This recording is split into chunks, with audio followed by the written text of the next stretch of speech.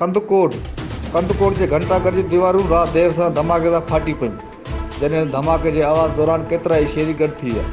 जॾहिं त कंदकोट जो घंटाघर ट्रिकुंडो आहे, जेको एशिया जो पहिरियों घंटाघर आहे, जेको पूरी दुनिया में मशहूरु बणियलु आहे। घंटाघर जी दीवारूं किरण दौरान शहरीनि में ख़ौफ़ छाइजी वियो, जॾहिं त शहरीनि घुर कई आहे त ठेकेदार ख़िलाफ़ क़दम खणी कार्रवाई कई वञे ऐं घंटाघर जी ॿीहर मरमत कराए ख़ूबसूरत बणायो वञे। नज़ीर मीरानी, सोच टीवी, कंदकोट।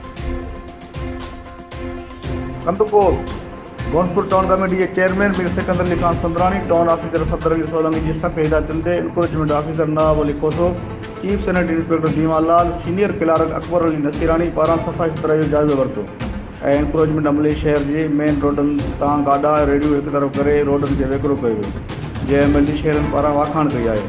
उन मौक़े ते टाउन जे मुलाज़िमनि मीडिया सां ॻाल्हाईंदे चयो आहे त चेयरमैन ऐं टाउन ऑफिसरनि जे हिदायतुनि ते शहर खे ख़ूबसूरत बणायो वेंदो। उन्हनि चयो त जेको बि गैर क़ानूनी इंक्रोचमेंट कंदो उन ख़िलाफ़ क़ानूनी कार्रवाई कई वेंदी ऐं सफ़ाई सुथराई जो निज़ाम अॻु खां तमामु बहितरु आहे। जिते बि सफ़ाई जी शिकायत हूंदी आहे उते फौरी तौर ते कमु करायो वेंदो आहे ऐं संदसि ऑफिस में शिकायत सील क़ाइमु आहे। नज़ीर मीरानी, सोच टीवी, कंदकोट।